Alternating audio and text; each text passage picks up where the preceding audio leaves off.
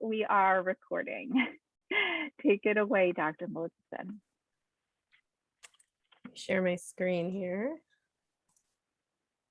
Okay, can everyone see my slides? Yep. Okay, well, first of all, by the way, sorry, if people have questions while she talks, go ahead and drop them in the chat. We'll get to them at the end. Go ahead. Okay, yeah, so well, thank you very much for having me. It's an honor to be here. Like she said, my name is Erica Mosison. I'm a pulmonologist and intensivist up in Portland, Oregon, and I'm delighted to be virtually down here in Santa Barbara with you. So let's see. So first of all, I have no conflicts of interest to disclose. So the objectives of this talk, I'll do a very brief overview of the impact of air pollution on human health and a review of the disproportionate impact of air pollution on racial minorities and members of lower socioeconomic status groups. Trying to hide my view of myself. Can't get this off the screen. There we go. The review of disproportionate impact of air pollution on racial minorities and member of lower socioeconomic status. I'm going to give an example in my own city of Portland, Oregon, and provide and talk about some solutions with health policy to achieve more equitable health outcomes. I'm also going to try to help with some advice for patients that can be useful, hopefully, for all of us. And just as a warning, this is a vast topic, right? There are multiple studies, there's references at the end of the talk, and there's also deeper dives available on the ourhealth.org website. So my main take-home message all the time with my patients is don't light things on fire and breathe them into your lungs, right? And I think a lot of us are constantly trying to tell our patients to, not smoke cigarettes, but really starting to think about, air pollution is really a lot of secondhand smoke, right? That we're breathing from combustion of a variety of materials. So what is meant by air pollution? So this is generally a mixture of particulate matter and gas phase compounds from combustion, right? So whether this is coal or diesel or, gasoline fuel, there's a ton of different components and we tend to study them kind of, independently, but really it's all in a mixture, and kind of what exactly is in pollution kind of depends on what's burning, the temperature, and kind of what's going on. So getting to know your air pollution. So I'm going to cover the following: particulate matter, ozone, black carbon, NOx, which is nitric oxide and nitrogen dioxide together, sulfur dioxide, and carbon monoxide. So for particulate matter, this is really kind of characterized based on size. It's a whole host of chemicals, often with a black carbon core. And we talk about it, PM 2.5, PM 10, et cetera. So coarse particulate matter is the 2.5 to 10 micron range. Fine is 2.5 or smaller, which is kind of the most dangerous. And I'll talk a little more about that later. And then ultrafine is less than 0.1 microns. And basically size matters because it kind of depends where they land in the body. And so this is a diagram from the EPA, kind of trying to give you a sense of the size of the different kind of elements of the air pollution. So particulate matter, so less than 10 microns, the PM10, especially the PM 2.5, really has the greatest risk of entering the bloodstream. So I like to ask people, why do people inhale drugs, right? Why does anyone smoke marijuana, smoke cigarettes, smoke anything that your patients happen to be smoking? And that really is because that is a way to get something into the bloodstream very quickly, right? So our lungs are designed to take oxygen from the air and eliminate CO2. So when we inhale something as small as PM 2.5, really just kind of flies past our nose, out through our lungs and into our bloodstream, and can circulate all over the body, really causing damage in every organ system. And you can get this from a whole variety of sources, just basically when you're lighting fires, right? So combustion engines, coal, like solid fuel production, burning for heating homes or cooking, industrial activities, cement, ceramic and brick manufacturers, smelting, and more. And then we're going to talk about some ground level ozone. So ozone, there's a saying about good up high, bad nearby. So this is actually a secondary pollutant. It's not directly emitted, but it is made when carbon monoxide, methane, other volatile organic compounds are oxidized in the presence of NOx and sunlight. And so the sources of this are both kind of methane and, vehicle exhaust. And this is a short-lived climate pollutant and an important greenhouse gas. Black carbon is a major kind of climate change driver and also a significant component of PM 2.5, often forming the core of that PM 2.5 molecule. It's also an indicator of combustion pollution in the area, and it can also serve as a universal carrier of a whole host of toxic chemicals that can get into the bloodstream. And I'm going to talk a little bit about nitrogen dioxide. So this is emitted by power generation, industrial and traffic sources. It's independently associated with increases in symptoms of airway disease like bronchitis and asthma. It increases your risk of respiratory infections. It's associated with reduced lung function and growth, and has a lot links to premature mortality and morbidity in both respiratory and cardiovascular disease. And I'm going to give you an example of a study of nitrogen dioxide and asthma. So this was done in the cities of Detroit, Michigan, and Windsor, Ontario. So on the US side and the Canadian border. They measured a whole host of things, including nitrogen dioxide and some other components of air pollution at 100 different sites over 2-week sampling periods in 2008 and 2009. And then they looked at people aged 5 to 89 years old, and they measured the number of ER visits and hospitalizations for asthma as their kind of acute asthma event rates. And they standardized this to the overall age and gender distribution of the population. So here's, kind of the map. So the little black dots are all the different nitrogen dioxide sensors. And then they broke it down into zip codes, right? You can see kind of the Detroit side over here, and then the Windsor, Ontario, Canada side over here. So on the Detroit side, you can see much higher rates of average nitrogen dioxide per zip code. And then what they did is they actually looked at the asthma events per 1,000 in the population. And I want to be clear, the scale is, it's a 10-fold larger scale on the Detroit side. So if you see here, it'll be 3 per 1,000 asthma event rates versus 35 to 40, in case you're wondering about the color change there. And you can see that they're looking at these kind of compared to the nitrogen dioxide. And so what they did is when they did an analysis, they found that, starting around 10 parts per billion of nitrogen dioxide average, as it kind of increased, you actually had an increase in the age gender standardized rate for asthma events, right? ER visits and hospitalizations for asthma. And just as a thing to note is that the EPA standard is that nitrogen dioxide should be less than 53 parts per billion. And this is a common theme with air pollution. So I think sometimes people think that whatever the EPA standard is means that whatever is below that doesn't have health effects. And that's just really not the case. And I think this is where I kind of use the cigarette analogy, right? Obviously, we don't want people to smoke, right? But it doesn't mean that secondhand smoke or kind of things that we consider lower than what the health advice is don't really have significant health effects. So just because there is an EPA standard somewhere, it doesn't mean that that's kind of suddenly where the adverse health effects start. But there can be a linear relationship to bad health effects, even below levels that are considered, that some people would consider safe because it's the EPA standard.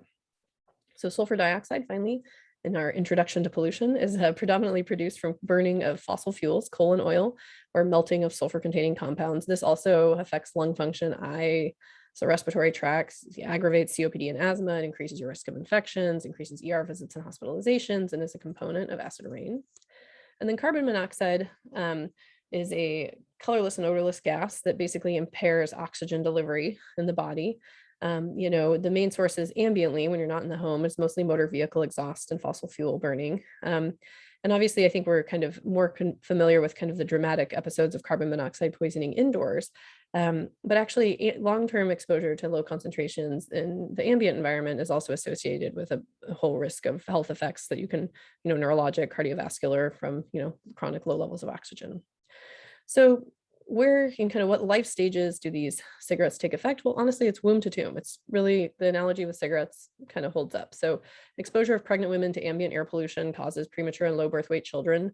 There are studies of families living under airport, air traffic areas, having increased rates of premature delivery. You have traffic pollution causes asthma attacks in children, likely causes asthma itself with impaired lung function. There's actually a study in the New England Journal of Medicine that actually looked at the macrophages that kids coughed up and looked at the amount of black carbon in the macrophages that they coughed up. And you see more lung damage with higher concentrations. Trap exposure in the first year of life is associated with higher rates of asthma by 7 years of age. It also, like we talked about, circulates in the whole body, right? So this goes to the brain. It causes memory, cognitive, behavioral changes in kids. There was large studies in Mexico City, which really suffers a lot from air pollution, that showed MRI changes in children's brains. And then really thinking about, kind of the times when kids are very vulnerable. So, thinking about high emitting diesel school buses, right? So kids are getting pollution from both the diesel engine as well as kind of the ambient air pollution on their route to school. And then in adults, diesel is a human carcinogen, causes lung cancer and likely other cancers. Air pollution from traffic decreases adult lung function and causes COPD, also causes heart attacks and death. Hospital admissions for adults, kind of for a variety of illness, actually increase with increases in particulate matter. You can kind of see those admissions go up as the particulate matter in the day goes up. And again, you have adults aren't spared some of the cognitive effects from air pollution. So it not only increases the risk of dementia and stroke, but also other organs like osteoporosis and bone fracture risk. So one kind of dramatic example from history is the big smoke. So I don't know if anyone saw the TV show The Crown, but they dramatized this in one of the seasons. But this was the Great Smog of London. So what happened is there was an inversion which trapped cold air below warmer air, and so all the factory emissions, coal fires, household fires, everything could not rise. And so people were trapped in this blanket of air pollution. And the history and the accounts of this are pretty dramatic, where people describe not even being able to see their own feet because the air pollution was so bad. And this episode killed or advanced the death of 12,000 people and sickened over 100,000 people. And it led to the passage of the Clean Air Act in England 4 years later to kind of restrict coal burning and everything. But one thing that's also kind of important to notice is to notice, what happens with the mortality after the big event. So here on this side, you see the sulfur dioxide, and here you see the weekly mortality for London. Okay, can everyone see my mouse? Okay, well, I hope you can because I'm pointing. Yes, we Okay, can. good. I was realizing all these here and there would not be very helpful. So in here you can see the weekly mortality, right? And so, coming along, and then you have the big spike acutely with the increase in the smog. And then even though the air pollution, the sulfur dioxide goes back down here, the death rate actually stays elevated for quite a while following before going down. And so this kind of speaks to not just the acute, but the chronic effects of exposure to air pollution. And that's all super dramatic, right? But it's all better now, correct?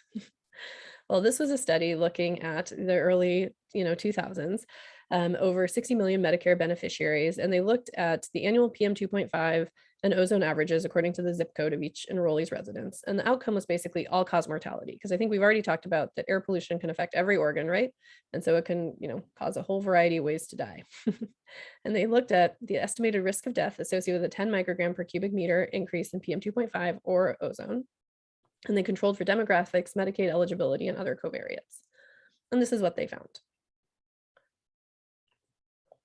For each increase of 10 micrograms per cubic meter in annual exposure to PM 2.5, estimated independently of the ozone, that you saw a 7% increase in all-cause mortality. And then for each increase in ozone of 10 parts per billion, you had about a 1% increase in mortality. And very importantly, they looked at restricting this analysis to which was PM 2.5 levels below what the EPA is considered safe. And so that level is 12 micrograms per cubic meter is the safe level, or the legal limit from the EPA. And you still had the same kind of increment associated with 13% increase in the risk of death. So as we talked about before, the increase in risk is linear. It doesn't just suddenly start when you hit the EPA regulatory limit. And this is broken down by, kind of a variety of demographic factors, right? So here is kind of the 7% increased risk for the overall population for the, increase in PM 2.5. So women seem to have a slightly protected effect compared to men. And then if you look at other ethnic groups and you looked at those who identified as white, you saw a protective effect for people self-identifying as white. And then people who were Black, Hispanic, or Asian obviously had a much higher risk for pollution exposure. And I think this is the, very significant outlier here, where you saw a much more dramatic impact in terms of death for those, who are identifying as Black. So, what's going on here? So, multiple, people with expertise in genetics and asthma, really don't think that, you can really find any of those kind of links, right? Race is a social construct, essentially, right? So why is this happening? And I think what we really are seeing is the effect of kind of, redlining the air and who lives in areas of high air pollution. And I apologize, my throat's very dry. So I think it's important to kind of take a minute and talk about redlining to kind of understand how we ended up with, who is breathing the pollution that they're breathing. So if you haven't read The Color of Law, it's a pretty good introduction to redlining and the different ways in which we kind of ended up with our current segregated housing situations, but the Homeowners Loan Corporation was part of the New Deal emerging from the Great Depression and actually restructured the US mortgage market by incorporating appraisal of home value, which was a new practice, right? Because they were working on developing this kind of long-term fixed rate mortgage process. So they were going to do is employ appraisers and work with realtors to create these neighborhood level assessments in over 200 cities. And they explicitly labeled Black neighborhoods as risky for mortgages, are unlikely to appreciate in value, and therefore unlikely to be to receive a mortgage. In addition, a lot of development money going into develop new housing explicitly required racially exclusive covenants to secure that development money to ensure that home values would continue to appreciate according to their risk assessment. So the net effect was that you had public and private funding for native-born white families to build generational wealth through ownership of homes that kind of continue to appreciate in value, and a net transfer of wealth and lack of this opportunity from Black and immigrant families or others kind of deemed to be I think subversive infiltrating groups, as they put on the documents. If you're more interested in this, you can actually go to this resource from a variety of universities called Mapping Inequality. And you can look at, different cities and actually pull up the redlined maps and the documents related to it. But what this results in is essentially redlining the air. So areas that were deemed, too high risk for, kind of the conventional mortgages or deemed to be deteriorating in value, obviously had much lower rates of home ownership and lower home prices. And so when you're looking at putting in new industry, freeways, stadiums, coal plants, treatment facilities, et cetera, often the cheapest land for infrastructure is in historically redlined districts and neighborhoods. And also you have populations of people who had just less clout to oppose the addition of these, additions to their neighborhood, because frequently they weren't homeowners and they were, easier to kind of evict or displace. The other effect is you end up with cheaper housing, therefore, in areas of higher pollution. So it kind of becomes a vicious cycle. So this is a study that looked at 5,000 children in the Children's Health Study in California from 1993 to 2014, and looked at basically their distance from a freeway or a major non-freeway road and their exposure to nitrogen dioxide. So here you see that non-Hispanic white children tended to live farther away from freeways or major non-freeway roads than children identified as Hispanic. And then if you broke down Hispanic further, because I was, Hispanic kind of incorporates a whole variety of races and ethnicities. Those who had a higher percentage of Native American ancestry actually were the closest to the freeways or major non-traffic roads. And then they were inversely much higher, had suffered much higher exposure to nitrogen dioxide and nitric oxide, right? So you can see that the farther away you are from the freeway, the lower your exposure to NOx particles, and then the closer you were, the higher your exposure. And this was actually, these children who were non-Hispanic whites with over 50% Native American ancestry living close to a major non-freeway road were over twice as likely to have ever reported asthma compared to those living farther away. And this kind of represents something that, it's referred to as environmental racism. And, there's a whole host of studies on this. It's a whole area of expertise that I don't, pretend to be able to summarize entirely today. But one study that I thought was helpful from understanding this from an air pollution standpoint was this massive undertaking by multiple different universities and the economics department, engineering and ecology departments to basically evaluate the emitters and the end users of PM 2.5. So basically looking at, okay, who causes PM 2.5 emissions to come into being, right? And who ends up breathing them in on the other end of that, right? And so they integrated data from air quality models, spatially explicit population and health data, coupled with economic input-output relationships and pollution sources. And they really included like a mix of climate change caused PM 2.5, traffic, industrial pollution. They aggregated it into 15 emitter groups.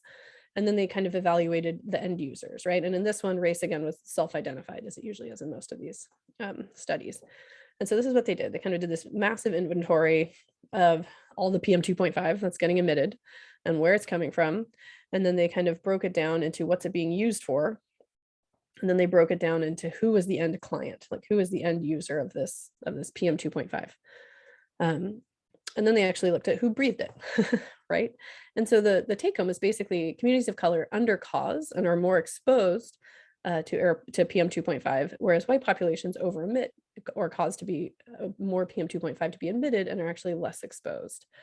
And so they phrase this in a term of pollution inequity, right? So right here you see, and this is the kind of micrograms per, PM 2.5 micrograms per meter cubed, and this is the kind of exposure. And so you have the solid line is what people are exposed to, and then the dotted line is kind of the part they're responsible for, right? As a community, right? So you can see Black communities are much more highly exposed to PM 2.5. And remember that under 12, according to that Medicare study, that you still have a linear mortality, right? Are much higher exposed to PM 2.5 than our members of white communities, but they actually they're responsible for emitting far less, right? And versus, white community members who actually have, an exposure in a lower range, but actually emit or cause more PM 2.5 to be emitted. And I kind of try to think about this in my own life, right? So I'm very fortunate. And as a lung doctor, when I was looking to buy a home, I wanted to buy a home, near a park. I wanted to make sure it was, certain distance away from freeway or major non-traffic roads on a bike boulevard. I have a nice air filtration system in my home. But, I have a lot of privilege and I have 3 kids and, we like to travel. We have 2 cars. We order a ton of stuff online. I'm sure I'm responsible for a lot of PM 2.5 generation in terms of the life I live, but I am really protected in terms of, the PM 2.5 that I'm exposed to. I really, and I was able to seek that out and purchase it in my own life, which so many people do not have the ability to do. And so I'm going to talk about another example of all this in my own hometown of Portland, Oregon. So this is actually the view out my office window in Emmanuel Hospital in North Portland. So I look out, so my hospital is located over here near the Albina neighborhood, and I will talk a little bit about that.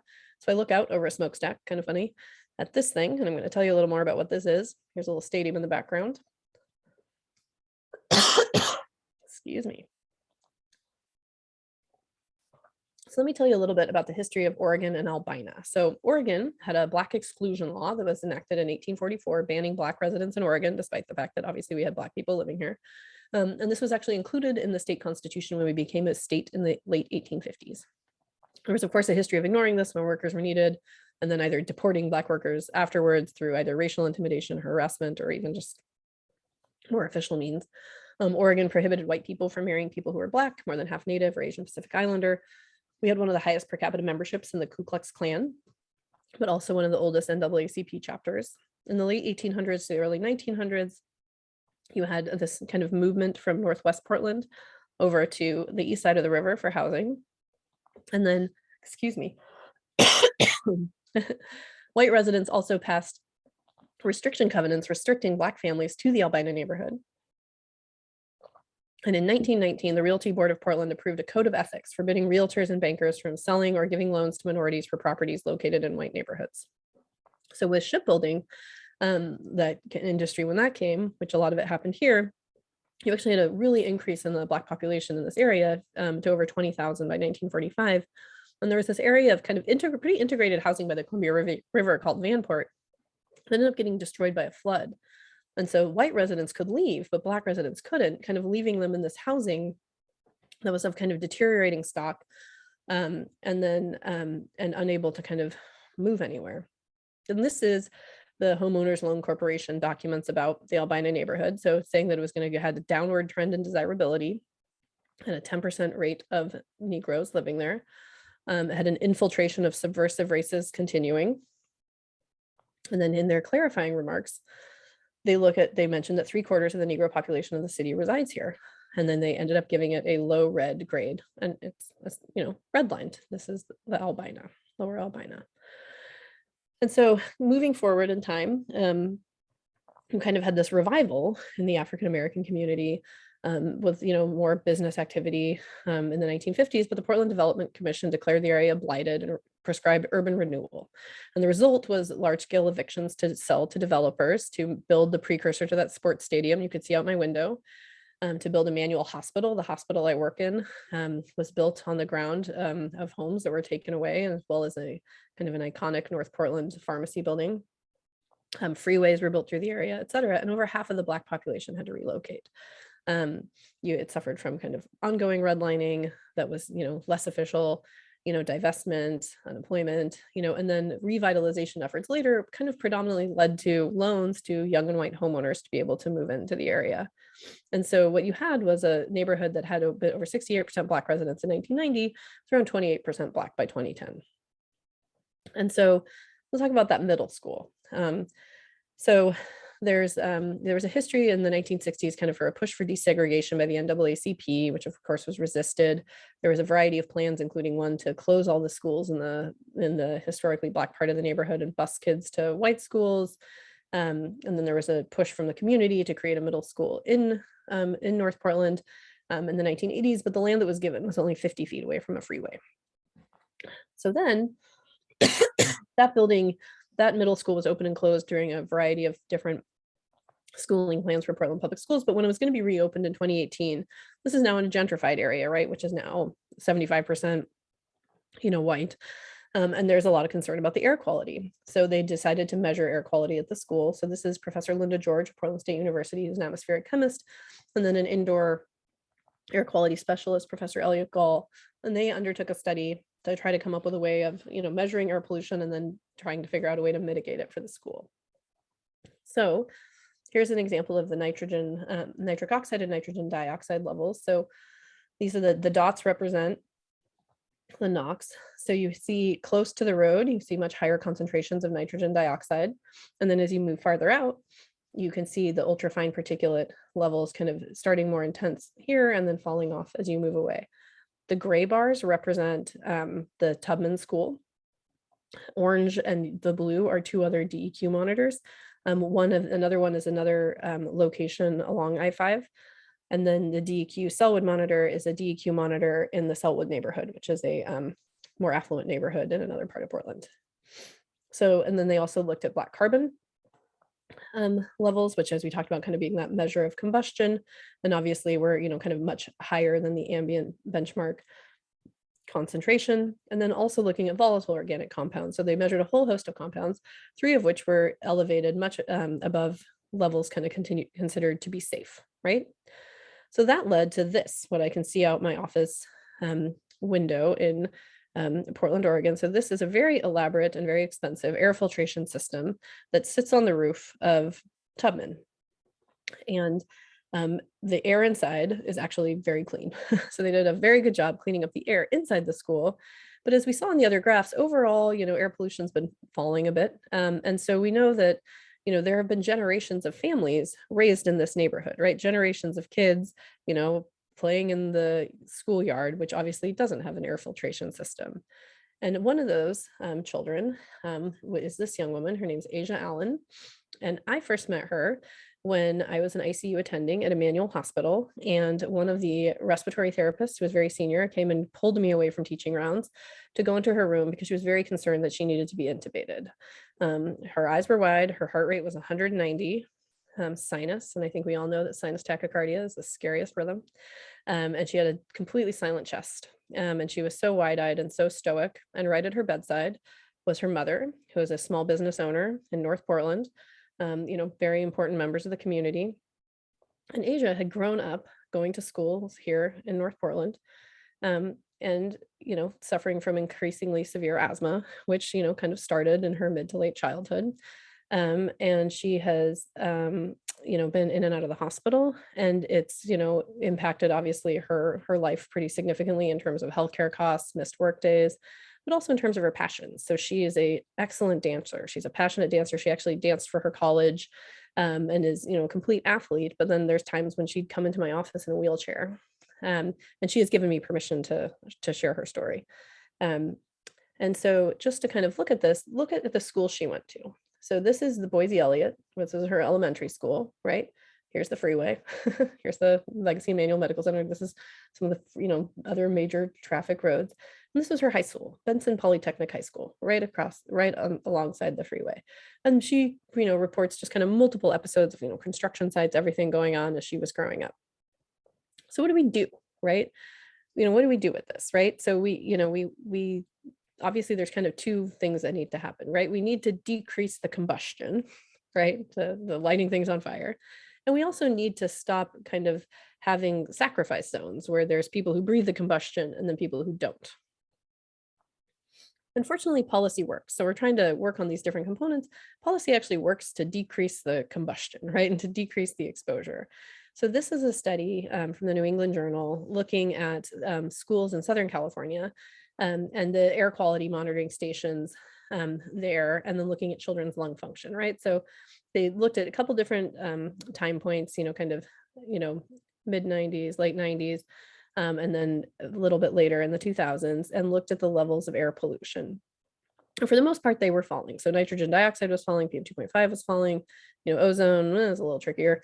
But this was at the time when California was very aggressively passing multiple laws to rein in diesel exhaust, to increase fuel efficiency standards, to address air pollution, to address smog, doing, kind of point source controls. And then they looked at measurements of the children's lung function, right? So the FEV1 and FVC, for those who aren't pulmonologists, are kind of measures of lung growth. And the nice thing is that as the air pollution began to fall, so did the number of kids with stunted lungs, right?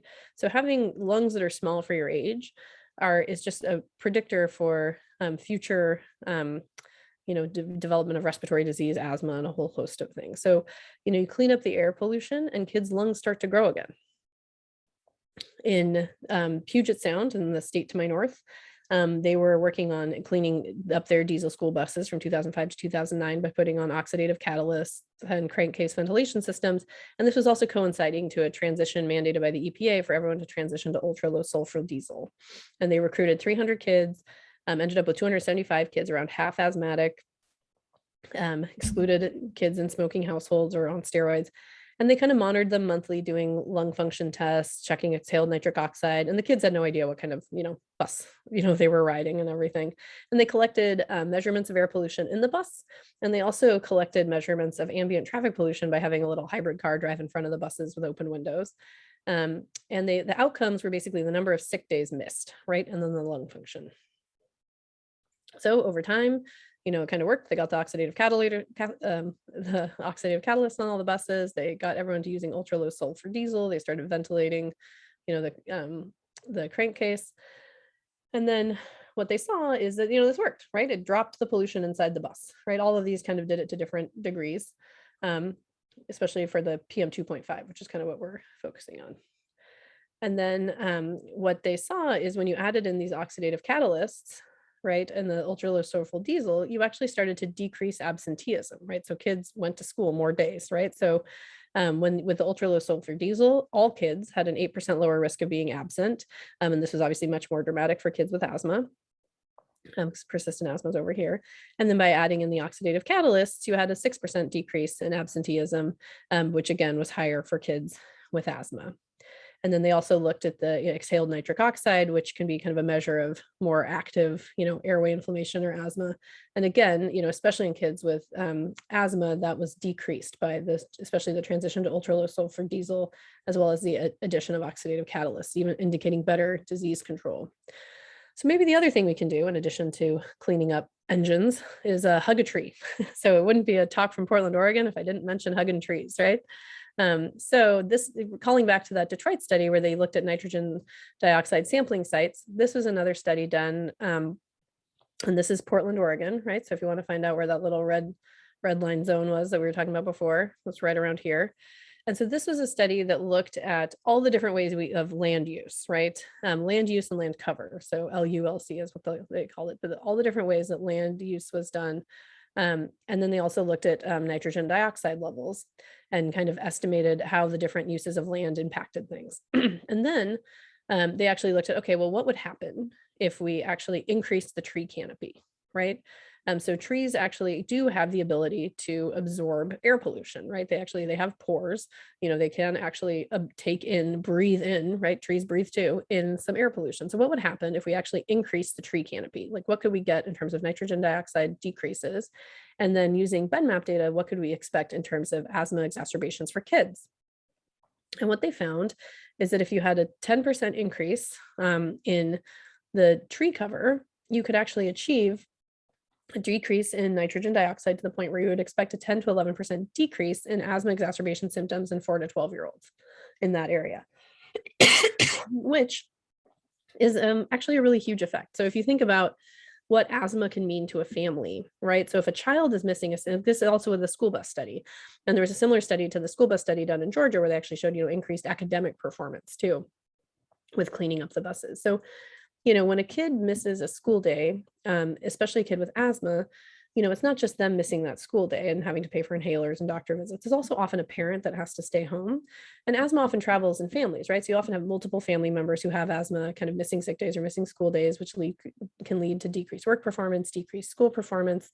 And not to mention, I think all of us know how expensive inhalers are, right? Where you can just have this pretty significant drag on the personal economy of the family, but also a drag on kind of the bigger economy too, which is why study after study shows that the Clean Air Act and initiatives to actually improve air quality actually lead to net economic benefits, because healthy people lead to healthy economies.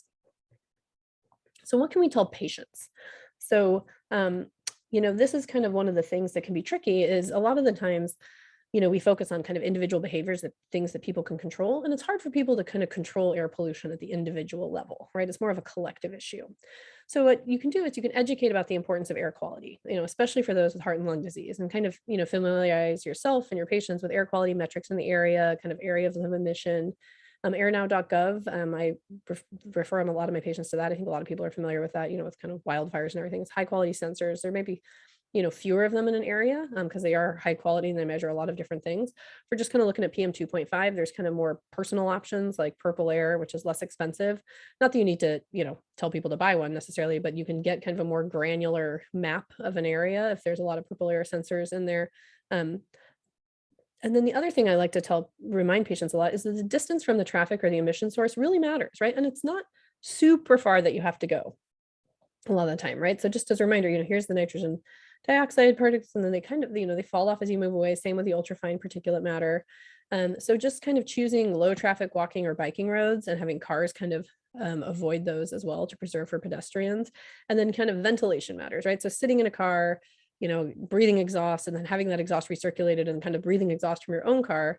There have been some studies done in London, for example. They looked at, kind of walking, biking, or taking public transit over driving, because they definitely have a air pollution problem over there, and saw that there was kind of less personal pollution exposure when you were kind of in a more ventilated transport, like, walking, biking, or such. Also, if you're picking a car and you have the means, internal pollution and hybrids, and then, by extension, likely electric vehicles is likely lower from the kind of own auto pollution. And then HEPA filters can be helpful to kind of reduce particulate matter in a room. I really want to be careful here because the air filter market in the United States is just not regulated, essentially, for all intents and purposes. And so there's a whole host of things that get sold as air filters or air cleaners. And some of them may work, and maybe one day we'll find out that they work great. But I really want to focus on things like HEPA filters, where there's a mechanical filter that captures particulate matter from the air and removes it, versus some of these additive technologies like oxidizers and hydrogen peroxide generate these sorts of things that kind of are putting extra chemicals into the air, claiming that they're going to initiate a chemical reaction that is then going to clean the air in some way. And it's not just me, there's a whole host of public health folks that are, kind of concerned about that. So I don't really know about those. Maybe they're going to be the best thing since sliced bread, but really kind of focusing on the stuff that we know works. And then, just encouraging people to kind of be mindful and then even just, alter their behavior a little bit. There was another study that looked at, kind of just design. So this was the view of a busy road here, where you can see the bike lane was here and the cars were parked on the side. And even just by shifting the cars over and having the bike lane on this side, and then your pedestrians over here, you've actually decreased the ultrafine particulate matter exposure pretty significantly, because the particles, when they come right out of the exhaust pipe, are actually the tiniest they're going to be, and then they kind of get bigger. So and we talked about, remember, like, the smaller the particle, the more it's getting around your body. So even just kind of being thoughtful with design and everything can really help decrease people's pollution exposure. And so then what to share in your community. So I really think healthcare workers have an important role to advocate about the importance of clean air for their patients and communities, and also, with lawmakers, county commissioners, that sort of thing. So even just being able to share your concerns about the financial costs of air pollution, including missed sick days, increased insurance premiums, decreased productivity, and more. I mean, I gotta say, it can be eye-opening to talk to a legislator and tell them, about how much inhalers cost, for example, just kind of walk them through that a 3 inhaler plan could be like $10,000 for a year. And that's often coming out of, Medicaid or Medi-Cal dollars. Suddenly they kind of sit up and pay more attention to what you're saying. So that kind of personal, intimate understanding of the real cost of these diseases in your patients' lives, I think can be really powerful for people in power to hear. And I guarantee that all of you have patients who have diseases or conditions that are either, that can be affected by air pollution, right? And you can never tell at the individual patient level, but that in a community, this many patients are going to be suffering because of the air pollution. You can advocate for more health-based standards for air pollution. So for example, the American Thoracic Society has begun to advocate for a lower PM 2.5 benchmark to 8 micrograms per meter cubed. You can advocate for buffer zones for freeways and high traffic roads and avoid building in schools, not putting, these sorts of things really close to pollution services. And then just advocate for increasing trees and parks, preferentially in neighborhoods and kind of underserved or historically redlined areas, with a caveat that I would probably try to put in trees that don't generate a ton of pollen because you don't want to, eliminate one problem just to cause another. And then advocate for more integrated neighborhoods, right? So there's a whole host of economics research out there on how best to do this. And I'm sure it kind of depends where you are and at your local level, but different things that various economists think may help is kind of not allowing single family zoning, right? Having kind of striving for neighborhoods to be a mixture of single family homes and multifamily or duplexes and triplexes to kind of have more kind of affordable, kind of have the whole range of affordability in each neighborhood to kind of promote us all kind of being in this together, right? And not having people being able to cause a bunch of pollution to be emitted, but not, necessarily breathing it, but kind of viewing it as a more communal responsibility. Or things like increasing Section 8 subsidies or removing restrictions on voucher use. There are still some places where, you can't use, vouchers to help get housing in kind of more desired areas. So just kind of, understanding the links between where we live and how it affects the air we breathe. So in conclusion, I would say don't light things on fire and blow them into people's lungs. Air pollution causes disease from womb to tomb and in almost every organ system. It's predominantly generated by wealthier and whiter communities, but those that suffer the most are members of communities of color, sadly. And everyone deserves healthy air, and health professionals, I think, have a role to play in helping us achieve this. And as I always say, healthy air leads to healthy people and healthy economies. So now let me know if you have questions. I know this is a completely immense topic. And just so you know that, the science and research are ongoing. This was just kind of a very fast overview to kind of touch on everything. But you can learn more at airhealthourhealth.org, or you can subscribe to the Air Health Our Health podcast. And then it's also on Instagram and Facebook. But yeah, I was told 45 minutes. I was 46. Perfect. Thank you. And again, I am so sorry for talk about the pollen. It's like my voice. I promise I don't have COVID over here. You're a champ. For those who didn't hear this in the beginning, Dr. Moses worked overnight last night, and here she is with us. So you're far more coherent than me after a night up. So thank you. That was great. That graph, it was so beautiful. It's like 3 or 4 slides of the most incredible research about who produces the pollution versus, and who's affected by it versus who's consuming it. That was incredibly powerful. I have not seen that study before, and that was really fascinating. I want to open the floor up to any questions. There's a thank you in the chat. Thanks, Tony. I might just ask you to repeat something that you said to me on the phone last week while we're waiting here for questions from other people. As a pediatrician, I know that there's a number of pediatricians on right now. And you kind of said to me, we're trained that thinking that it's the cockroaches and the mice that kids are allergic to. That's really the cockroaches and mice are still a big deal. Like indoor air quality. Okay, that's still a very big deal. On. Actually, one of my Spanish language podcast episodes is called Entre las cucarachas y las carreteras, about why because in Mexico you have extremely low rates of asthma in Mexico for kids. And you have some, obviously Mexico City is probably an outlier, but people come, and so we and then you can actually, and so for example, Puerto Ricans have there's a whole host of risks, increased risk for asthma, but that also has to do with kind of where people live and smoking habits and the cities where people had ended up But I mean, indoor air quality is a huge issue. So cockroaches are a very big deal. That's the hard thing with things like asthma is it's not one thing, right? It's layers and layers and layers of things. So what's your sense of like, I don't know, sort of what contributes most, or is that something we're still learning about? I think we're still learning because I think all these things feed on each other, right? So there's like, kind of, and that's one thing that can get really hard when you're trying to talk to policymakers, because they'll be like, well, how do you know this person's asthma was caused by this? Like, how do you know it wasn't caused by this? And I'm like, well, it's like also when you're trying to say, lung cancer, it's caused by smoking, but it's like some people who don't smoke get lung cancer. And so, and some people who smoke don't get it, right? So it's all these things interact, but that's where you look at, yes, but maybe Asia's asthma wasn't caused by growing up in all this air pollution, but some other kid who is just as precious did have their asthma caused by growing up in that air pollution, right? So even if it wasn't her, someone else did, right? And every child in theory is equally precious. Don't we all agree that, right? So it's and so that's where like I think and then these things can compound, right? So if you're living in kind of you're renting in a not great apartment building that's right by a freeway that maybe doesn't have an updated air system and might have like mold and cockroaches, like all these things. And also smoking is now definitely more associated with lower socioeconomic status, so they all kind of compound, right? So that's where you want to do the studies and correct for those things, but a lot of these things add on top of each other. Actually, in that Windsor Detroit study, the signal for the association was actually stronger on the Canadian side of the border, if I remember correctly, when they broke it down. And I think because on the Canadian side, you had a much more diverse population. It was actually a very ethnically diverse city, but it wasn't as heavily kind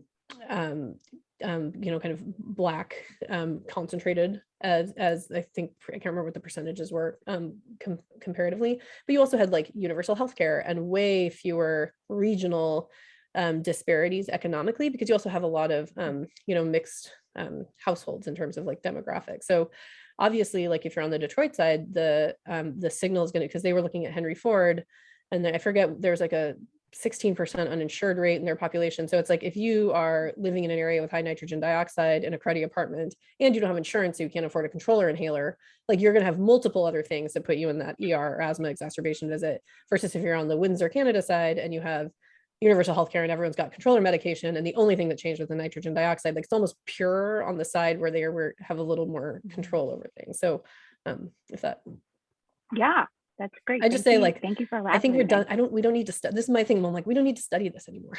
Let's just stop lighting things on fire and blowing them into people's heads. Let's just decrease it. We've proved it every which way, upside, downside, with 50,000 studies. Let's just start working on it. Like every time they're like, well, we should study it. I'm like, or you could take that money and like put in an electric charger and put in a HEPA filter in everyone's room in the apartment building for the money for that study. Like I'm just like, just stop studying it, like buy them HEPA filters. Absolutely. It's like, we don't need another study about quitting smoking. Like just buy people nicotine patches. Right. And we have a question in the chat from Dr. Mailer, another pediatrician. You mentioned that cleaning up the air allowed additional lung growth in kids. That surprised me. Until what age? Honestly, I would not. I can send you. So it's New England. It's in the references. Hold on, let me go. Let me find that. My screen's still not up. I get what you're saying. No. You are asking. So those were fixed cohorts of kids. Does that make sense? It was not that they took those kids, cleaned up the air, and those kids' lungs grew. It was they looked at the lung function of kids in those different years at those schools. So in the kids in the more polluted decade, they had a much higher percentage of being likely to have an FVC less than 90% or an FEV1 less than 90% of height, the predicted equations. And then as the air pollution went down, when they'd go back to the schools for later cohorts, but they were different kids. Does that make sense? You just found much lower rates of kids having stunted lungs. Does that make sense? Not that it wasn't that those kids, you could fix it, because you're right, like early childhood kind of obstructive lung, it's kind of, you can get these hits that are hard to recuperate from, and then you deal with it later, Like it's weird as a lung doctor when I'm asking people if they were born premature and they're like, I don't know, I can text my mom. Does anybody else have any questions? Take your sip of water. And I'm sorry, and I know that was like a ton, it's like a fire hose of like, a lot of those studies I did like individual, like, half-hour long podcasts with the authors on some of the different ones. So it's like kind of like, great. everything from like racism to air pollution, but just kind of trying to like summarize it a little bit. Go ahead, I thought that was great. Yeah, I just wanted to ask, we have like, so I'm curious for myself as well, even not being a super young person anymore, but we do have a pretty large group of younger members in our organization, many who are interested in health policy and kind of like what that intersection looks like as people who are entering the health profession. And I wonder if you could just describe a little bit maybe how you personally got involved with trying to address, like using your expertise and then sort of realizing that, like you said, like there's tons of research, like we just need to do the work to actually like, get more tree canopy and like clean up the air and do all I of have that. learned it's like the favorite thing legislatures like to do is to do a study, not to do the fix the problem. It's like you'll be there and you'll be like, oh my God, just clean up the diesel engines. And they're like, well, let's study what the effect would be. And I'm like, people in Oregon are actually people, and they will probably react the same way as the people in Washington, our state to the north. But just so the way I got involved was kind of by talking to legislators and realizing that there was just this massive gap in who talked to legislators. So I was on the executive committee of the Oregon Thoracic Society, like years ago, I don't remember. And they, the American Lung Association's kind of government liaison person said, hey, like, there's a bill on diesel, there's a bill on tobacco, there's, some different things in the legislature. It'd be great if you guys could send a lung doctor, to go meet with some legislators. And I had said, okay. So I went and sat down with them, and it was just eye-opening. I mean, it would be things like, at the time they're talking about like vaping and tobacco 21. And, they'd say, well, Juul came and met with all of us, and they told us that they're here to help people quit smoking. And I'm like, they are handing out candy flavored, like vape pens to children. Like, no, they're not.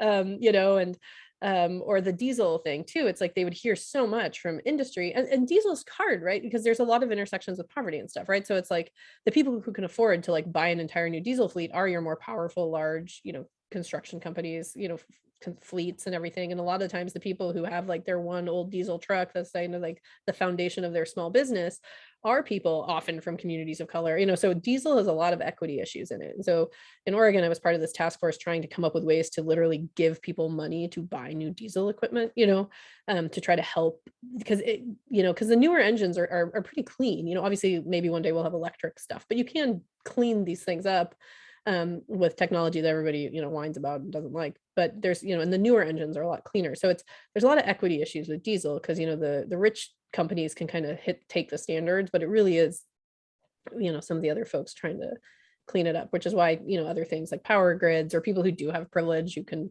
buy electric cars and do all that stuff, should probably do it. And so just going around and trying to talk to the legislators, talk about diesel, and trying to even just meeting people who'd say, well, but that I had so many people tell me, well, it used to be a problem, but now it's not. Or the other thing people would always talk about is, oh, well, most of the time we're in attainment, right? With these EPA standards, like we're mostly in attainment. And then when you really kind of pull out the studies and you're like, oh, the linear mortality curve, and you start talking about like what asthma costs, right? Like this is how much this costs.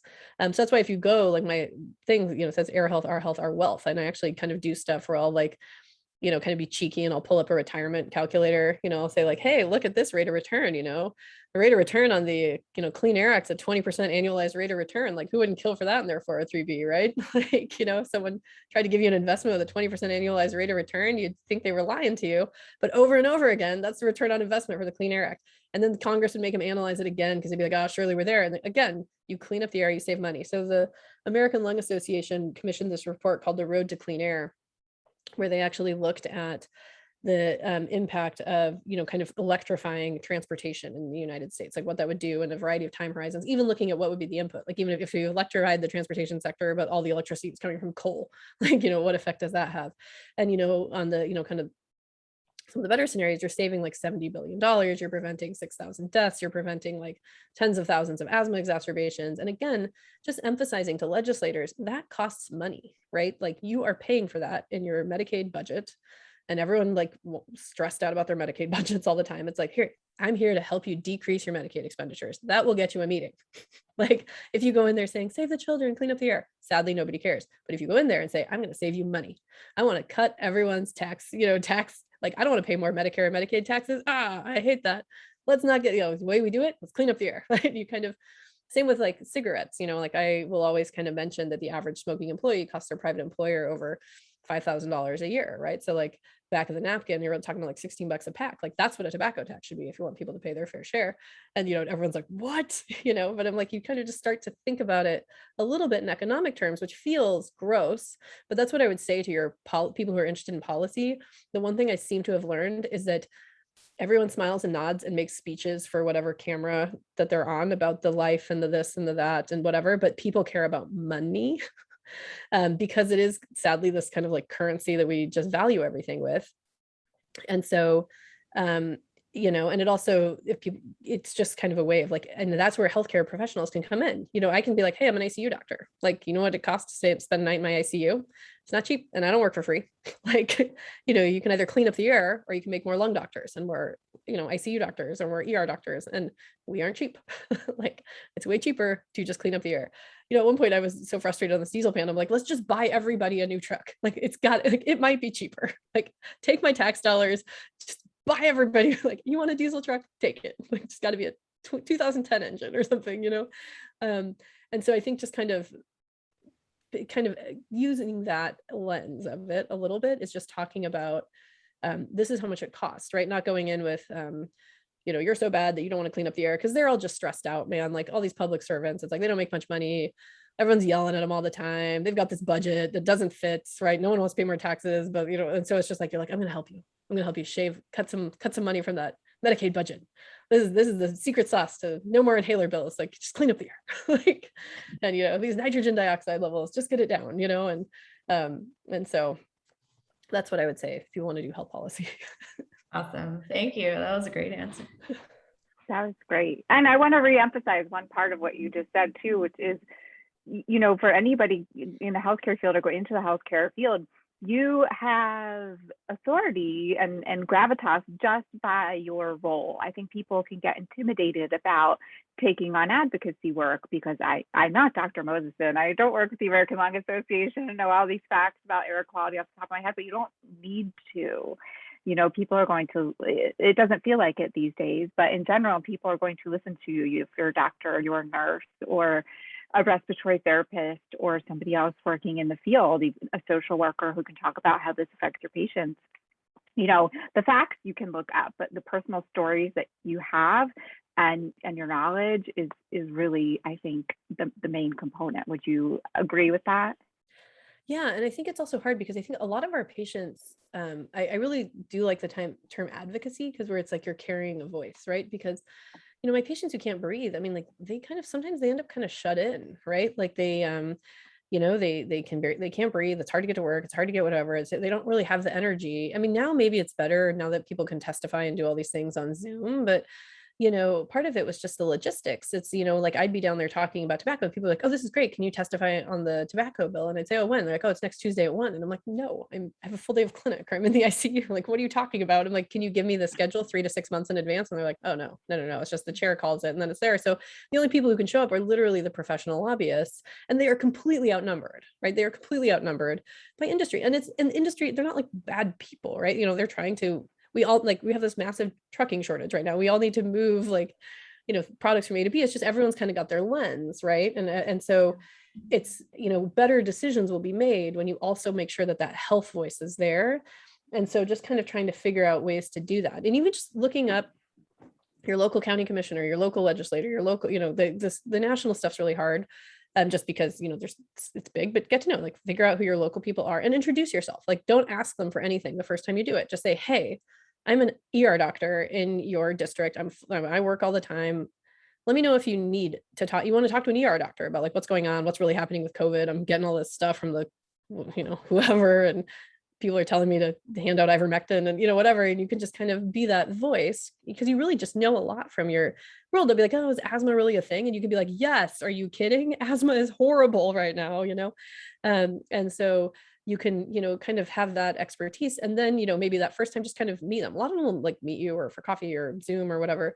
And then kind of, tell them what you're interested in, just so they kind of know who you are when something does come up that's really important. And then the other thing I would say is it's good to get involved with an organization like American Lung, like American, Academy of Pediatrics, like stuff like that, who kind of really do have a presence, who are watching bills, watching issues that are coming up.